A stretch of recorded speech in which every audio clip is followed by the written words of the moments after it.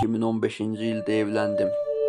Həyat yoldaşımla bir il əvvəl tanış olmuşduq və qısa müddətdə evlənməyə qərar verdik. Amma deyərlər ki, bir insanı eyni yastığa baş qoymadan tanımaq çətindir. Bizim hekayə də məhz belə idi. O yumuşaq xəsiyyətli, yaxşı bir qadın idi. Lakin bir müddət sonra davranışlarında dəyişikliklər görməyə başladım.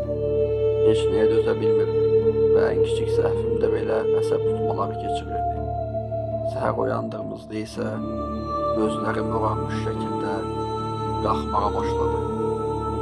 Onun psixoloji problemləri olduğunu düşünüb həkimə apardım. Hətta boğuluqlarına görə dərman istifadə etdiyindən də şübhələnmişdim.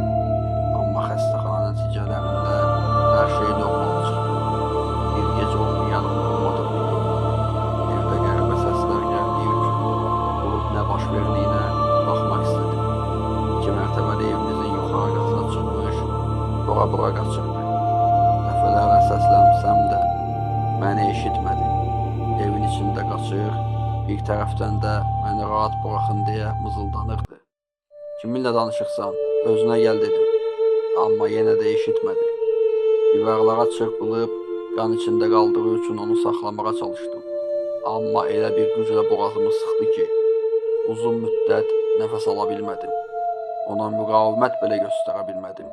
O zərif, kiçik qadın necə oldu ki, məni belə asanlıqla alt edə bildi. Gözləri tamamilə qan çanağına dönmüşdü. Ertəsi gün baş verənlər ona soruşduğumda heç nə demədi. Sadəcə başına bəla oldum dedi. Mən də məsələni uzatmaq və onu sıxmaq istəmədim. Bir müddət gündüzlər normal həyatımıza davam etdik. Gecələri isə sanki fərqli birinə çevrilib çılğınlıq edirdi. Yenə bir gecə qəfildən oyandım. Yatağımızda yanıma uzanmış, qan qırmızı gözləri ilə məni izləyirdi. Bədənimə kəfən sarılmışdı və sadəcə mənə baxdı. Elə bir vəziyyətdə idi ki, o gün səhəri görməyəcəyimdən əmin idim. Üzerimdəki kəfəni çıxarması üçün qışqırmağa başladı. O isə ağzımı tutub məni susturmağa çalışırdı.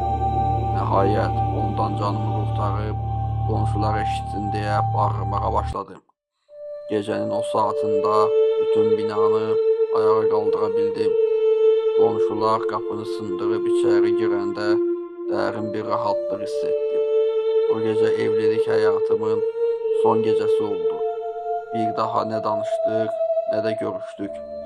İndi nə edir bilmirəm, amma arada